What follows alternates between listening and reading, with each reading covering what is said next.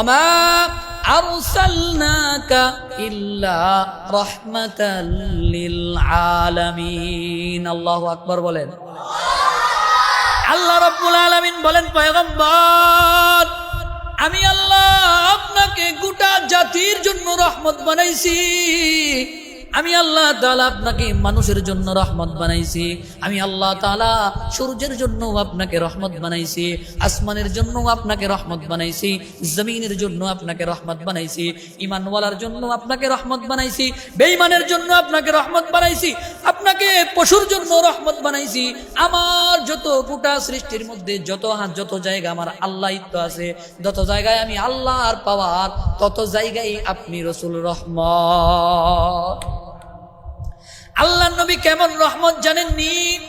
এখন প্রশ্ন হতে পারে, কাফেরের জন্য কিভাবে আমার নবী রহমত, বেঈমানের জন্য কিভাবে আমার নবী রহমত? আল্লাহ তাআলা যখন গোটা পৃথিবীকে ধ্বংস করে দিবেন, গোটা পৃথিবীর মধ্যে যখন হাসরের মাঠ কায়েম হয়ে যাবে, হাসরের মাঠ যখন কায়েম হয়ে যাবে, মানুষগুলো দৌড়াইতে থাকবে আর ডাক দিবে, বলবে, মালিক বাঁচার কোনো রাস্তা নাই। আল্লাহ সূর্যটা আধাত উপরে চলে আসবে, মানুষগুলো শুধু বলবে, ইয়া নাফসি ইয়া নাফসি, আয় আল্লাহ আমারে বাঁচাও আমারে বাঁচাও। সবাই নিজ নিজ চিন্তা করবে, কেউ কারো চিন্তা করবে না, কেউ কারো ব্যাপারে সেদিন ভাববে না, কেউ কারো ব্যাপারে সেদিন পেরেশান থাকবে না। শুধু একটাই পেরেশানি, আল্লাহ সমস্ত মানুষকে তোমার আযাবের মধ্যে পাঠায়া হইলেও আমাকে তুমি জান্নাত দিয়া দাও। সমস্ত মানুষগুলোরে তুমি জাহান্নামে দিয়া হইলেও আমারে তুমি জান্নাতে দাও। হাসরের মাঠের এই আযাবের ভয়ঙ্করতা দেখে, এত কঠিন শাস্তি দেখে মানুষগুলো বেহুশ হয়ে যাবে। একজনের কাপড় শরীরেও কাপড় থাকবে না। আম্মা জান আয়েশা জিজ্ঞাসা করেন, ইয়া রাসূলুল্লাহ ইয়া হাবিবাল্লাহ, আল্লাহ যে একজনের গায়ের মধ্যেও কাপড় রাখবেন না, মানুষের কি লজ্জা লাগবে না? আল্লাহ রাসূল বলেন, আয়েশা শরীরে যে কাপড় থাকবে না, মানুষের সেটা খেয়ালই থাকবে না। আল্লাহু আকবার। হাসরের মানুষ মাঠের মধ্যে দৌড়াদৌড়ি শুরু করে দিবে, হায়রে আল্লাহর কাছে ফরিয়াদ করবে, আল্লাহ আমরা যদি জাহান্নামী হই, আমাদের আমল নামার মধ্যে সিল মাইরা আপনি আমাদেরকে জাহান্নামের মধ্যে পাঠায়া দেন। ওগো আল্লাহ, আমরা যদি জান্নাতি হই তাহলে আপনি আমাদেরকে জান্নাতে পাঠায়া দেন। মানুষগুলো দৌড়াদৌড়ি শুরু করে দিবে, একজন আর একজনকে সহযোগিতা করবে, দূরের কথা নিজের চিন্তায় নিজে ঘুম থাকবে না।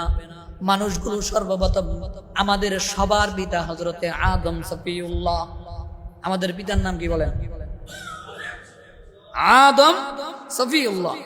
মানুষগুলো আমাদের পিতার কাছে গিয়া বলবে, বাবা আপনারে আল্লাহ বড় মুহাব্বত করে বানাইছে, মানুষের মধ্যে সর্বপ্রথম মানুষ আপনি, আপনাকে আল্লাহ কুদরতি নিজের হাত দ্বারা বানাইছে। আপনি আল্লাহর কাছে রিকোয়েস্ট করেন, আল্লাহ যেন হাসরের মাঠের এই আযাব থেকে আমাদেরকে রক্ষা করে, জান্নাতি হইলে জান্নাতে বা যেন পাঠায়া দেয়, আর জাহান্নামী হইলে জাহান্নামে যেন আমাদেরকে পাঠায়া দেয়। আদম ডাক দিয়ে বলবে, ও আমার সন্তানেরা শোনো, আমি আল্লাহর দরবারে দ্বারা এই কথা বলার কোনো সাহস আমার নাই। কারণ আল্লাহ বলছিল, আদম তোমারে আমি আল্লাহ তাআলা জান্নাতের মধ্যে জায়গা দিলাম, তোমারে স্ত্রী দিলাম, জান্নাতের সমস্ত নিয়ামত আমি আল্লাহ তাআলা তোমারে ভক্ষণ করার সুযোগ দিলাম। তবে একটা গাছের কাছে যাওয়ার জন্য আমি আল্লাহ তাআলা তোমারে নিষেধ করছিলাম। আদম এবার জবাব দাও, যেই গাছের কাছে যাওয়া নিষেধ করছিলাম, কেন তুমি ফল খাইছো? আমার আল্লাহ যদি আমারে এই কথা শিখায়, আদম কেন ফল খাইছিলা বলো, আমি আল্লাহর দরবারে জবাব দেওয়ার মতো কোনো উত্তর আমার না। মানুষগুলো আদম আলাইহিস সালামের দরবার থেকে ফিরে এবার হযরতে মূসার কাছে যাবে। মূসা ডাক দিয়ে বলবে, ভাই ও উম্মত, তুমি আমার কাছে আসছো ভালো কথা, কিন্তু দাওয়াতের কাজ করতে গিয়া একদিন রাগান্বিত হয়ে একটা মানুষকে থাপ্পড় দিছিলাম, এক থাপ্পড়ে ওই মানুষটা দুনিয়া থেকে বিদায় হয়ে গেছে।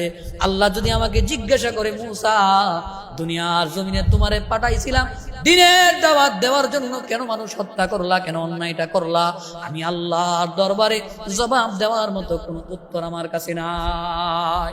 মানুষগুলো আদমের কাছে যাবে, মূসার কাছে যাবে, ঈসার কাছে যাবে, সর্বশেষ হযরত ইদ্রিস আলাইহিস সালাতু ওয়াস সালাম হযরত ঈসা আলাইহিস সালাতু ওয়াস সালামকে কাছে যাওয়ার পর ঈসা আলাইহিস সালাতু ওয়াস সালাম পরামর্শ দিবে যে দুনিয়ার কোন নবী অন্য কোন নবী আজকে হাশরের ময়দানে তোমাদেরকে সহযোগিতা করতে পারবে না, তবে হ্যাঁ এমন একজন নবী আছে আখিরি জামানার সর্বশেষ পয়গম্বর মুহাম্মাদুর রাসূলুল্লাহ সাল্লাল্লাহু আলাইহি ওয়াসাল্লাম একমাত্র আল্লাহর দরবারে তোমাদের জন্য সুপারিশ করতে পারবে।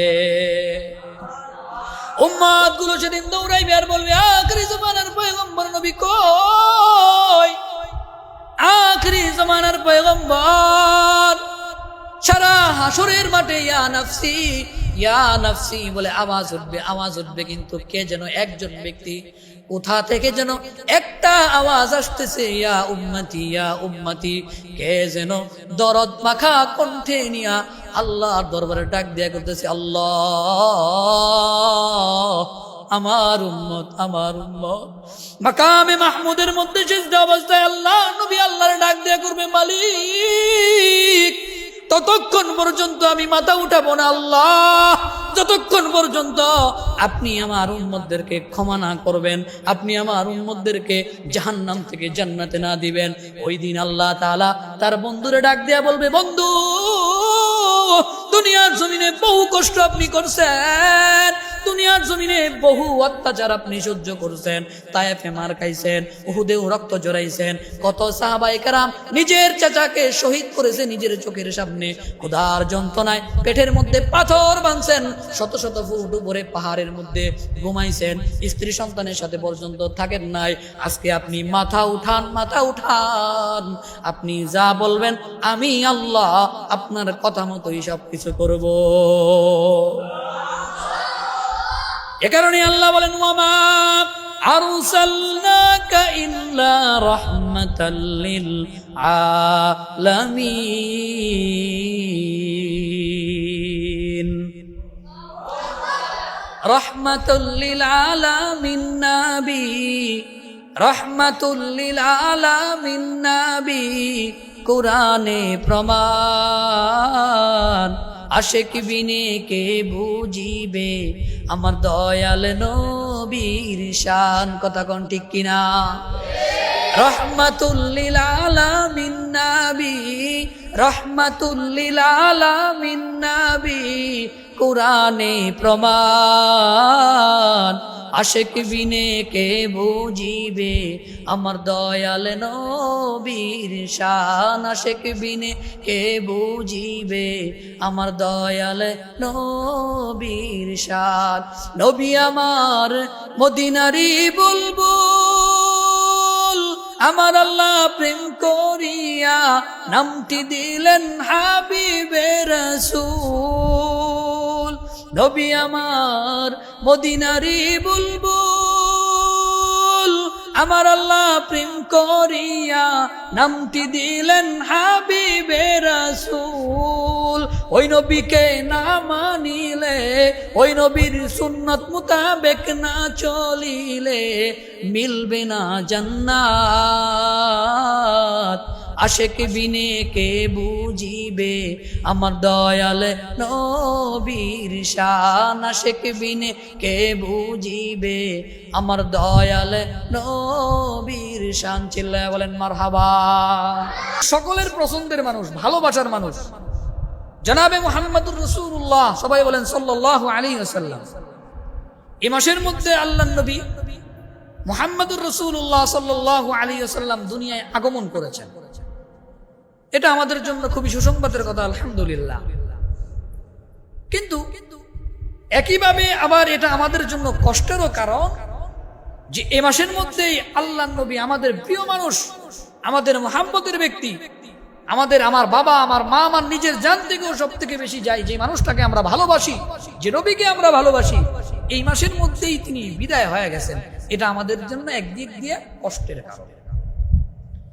তাহলে একদিক দিয়ে আমাদের আনন্দের কারণ, আরেক দিক দিয়ে হইলো আমাদের কষ্টের কারণ।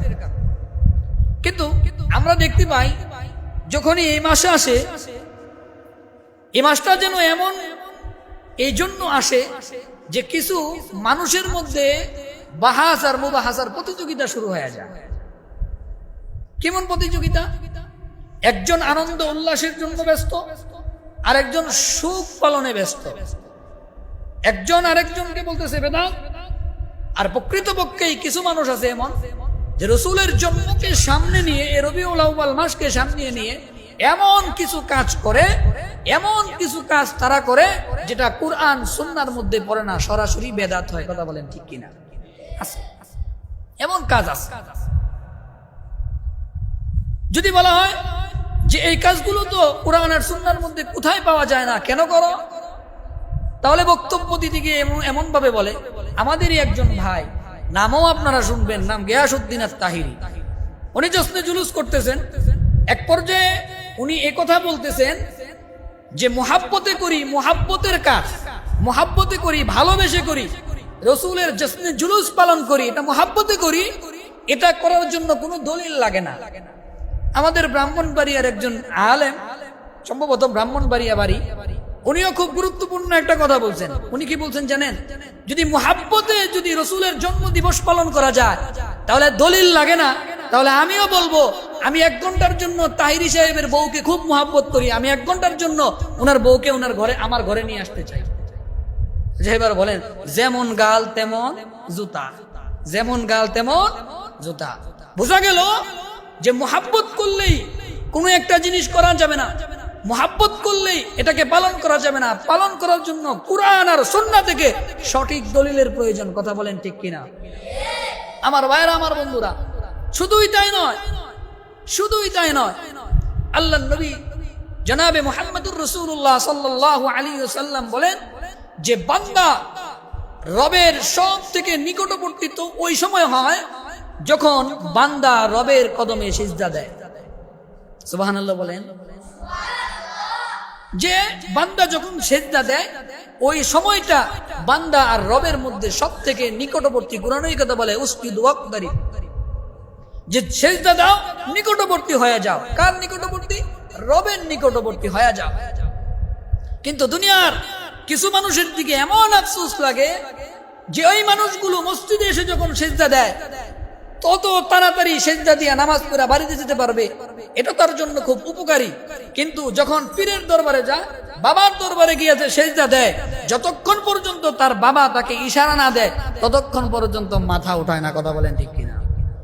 অথচ বান্দার জন্য উচিত ছিল যে বান্দা তার সিজদা করবে কাকে? বলেন কাকে? আল্লাহকে। জুড়ে বলেন কাকে? আল্লাহকে। কিন্তু বান্দা আল্লাহকে সিজদা করতে গিয়ে এত তাড়াহুড়া করে আর মানুষকে সিজদা করে।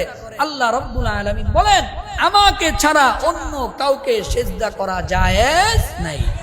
আচ্ছা এবার বলেন, পৃথিবীর মধ্যে যদি সিজদাই কাউকে করা লাগতো তাহলে পৃথিবীর সর্বশ্রেষ্ঠ মানব, সর্বশ্রেষ্ঠ নবী হচ্ছেন আমাদের নবী। কত শ্রেষ্ঠ, কত দামি!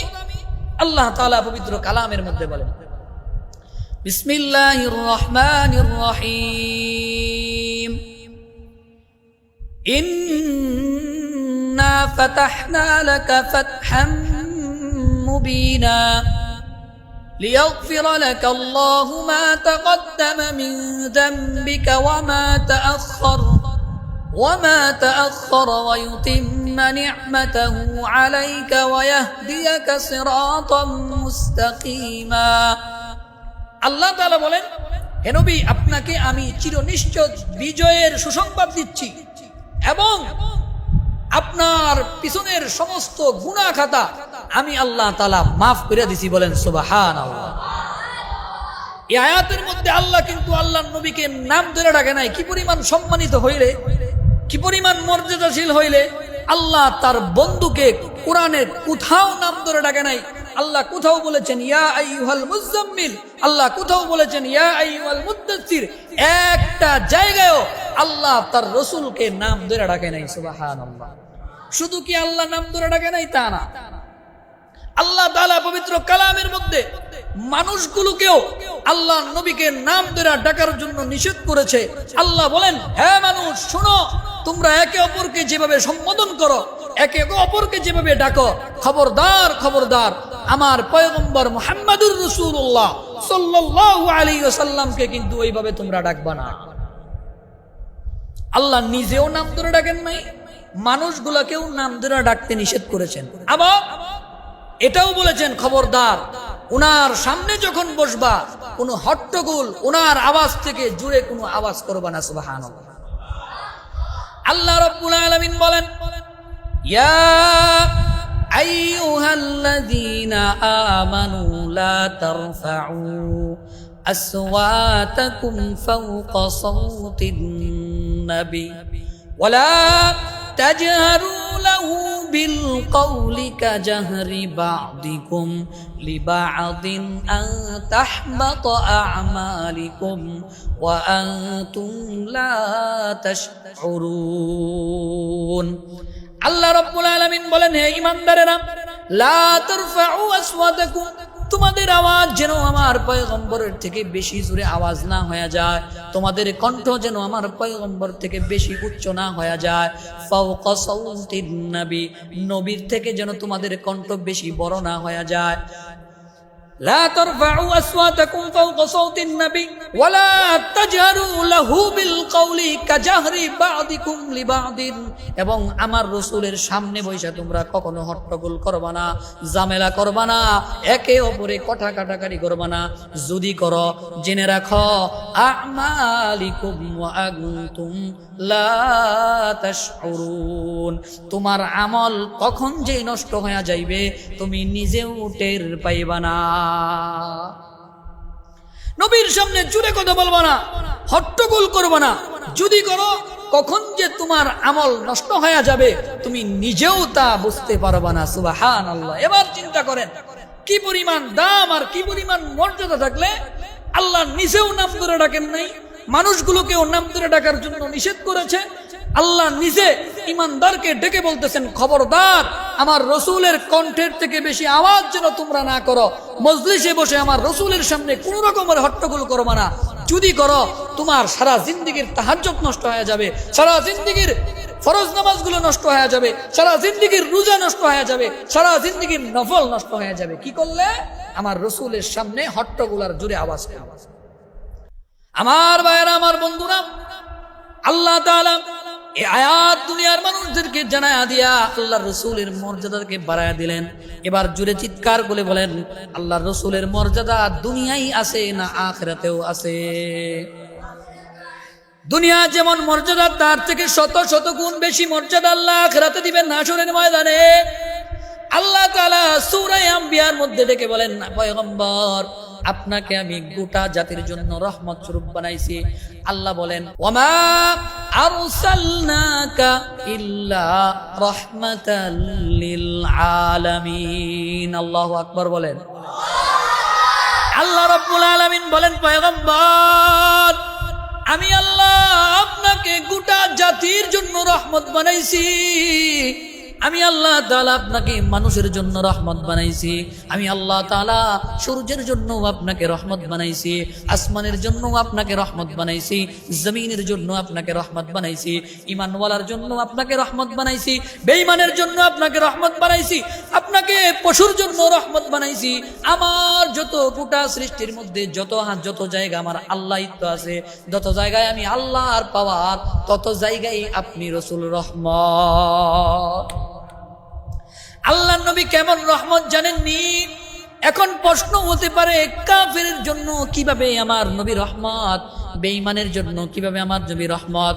আল্লাহ তাআলা যখন গোটা পৃথিবীকে ধ্বংস করে দিবেন, গোটা পৃথিবীর মধ্যে যখন হাসরের মাঠ কায়েম হয়ে যাবে, হাসরের মাঠ যখন কায়েম হয়ে যাবে, মানুষগুলো দৌড়াইতে থাকবে আর ডাক দিবে, বলবে, মালিক বাঁচার কোনো রাস্তা নাই। আল্লাহ সূর্যটা আধাত উপরে চলে আসবে, মানুষগুলো শুধু বলবে, ইয়া নাফসি ইয়া নাফসি, হায় আল্লাহ আমারে বাঁচাও আমারে বাঁচাও।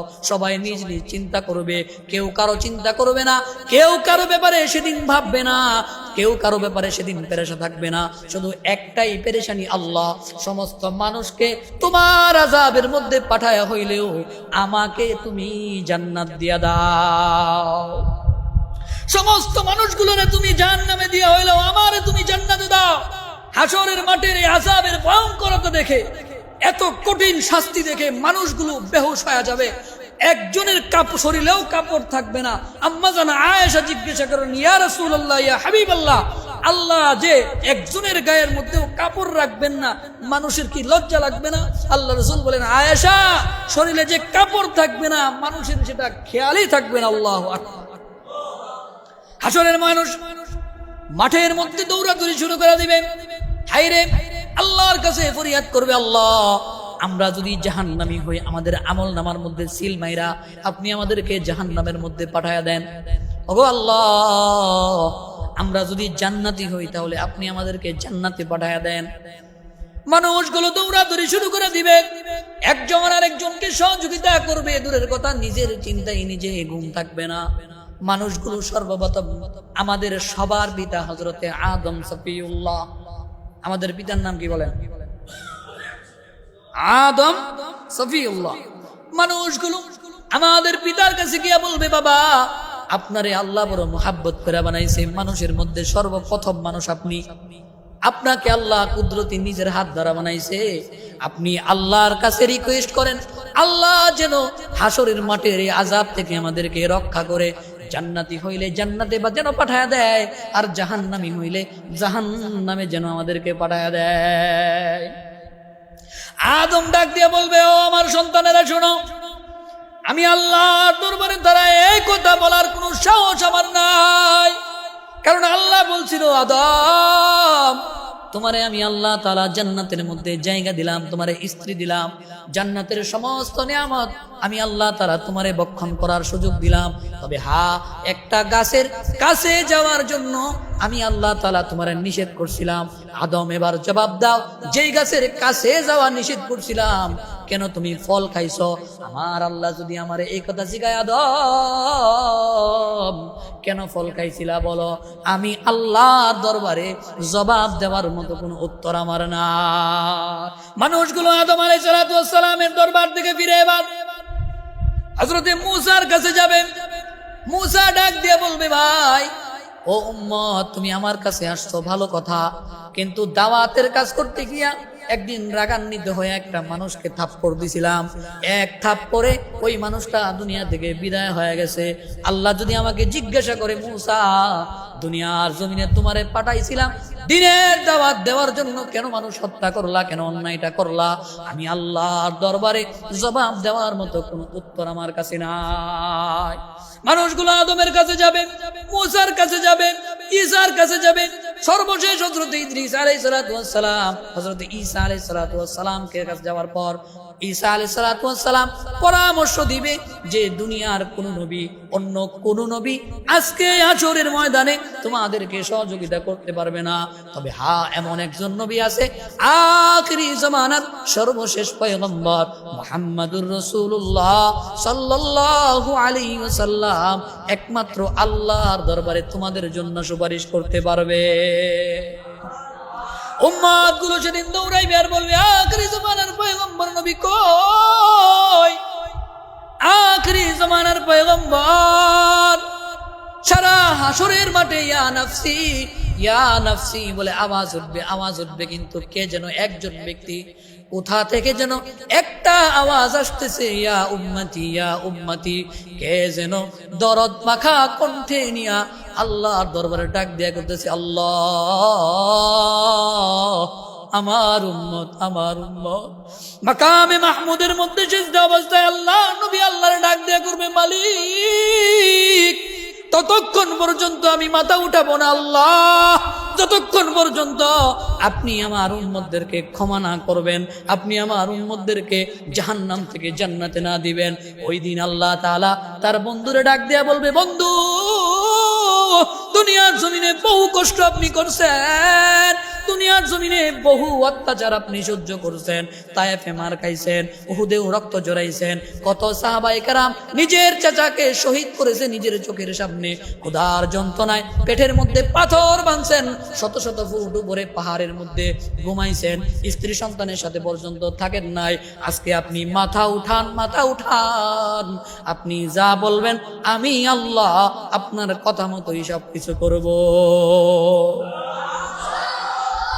এ কারণে আল্লাহ বলেন, ওয়ামা আরসালনাকা ইল্লা রাহমাতাল লিল আলামিন।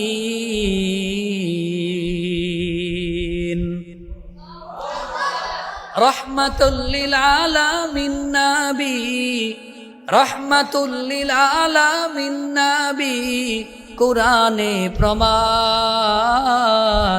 আশিক বিনে কে বুঝিবে আমার দয়াল নবীর শান। কথা কোন ঠিক কিনা?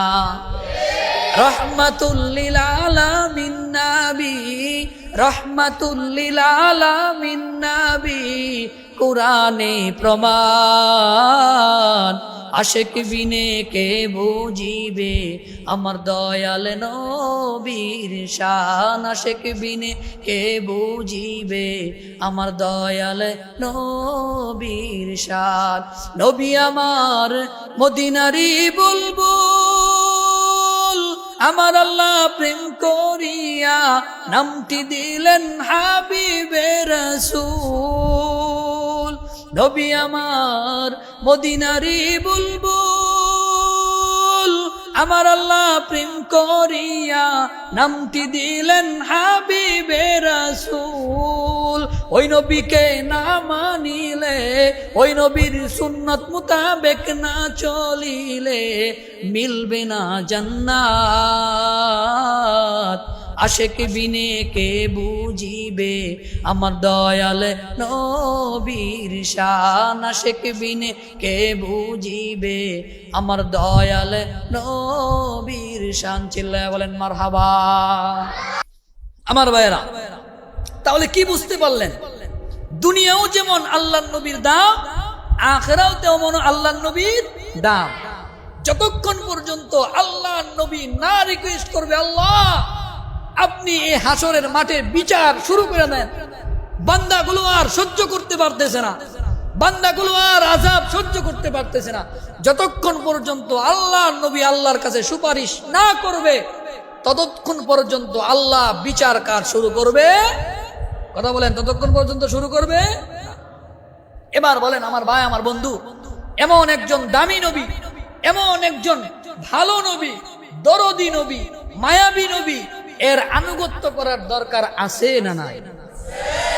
আজকে তো আমরা 71-এ কি করেছে, 72-এ কি করছে, 48-এ কি করেছে, তাদের গুণগান গাই, তাদেরকে আইডল মনে করি, তাদের সেই আদর্শ আমরা গ্রহণ করি।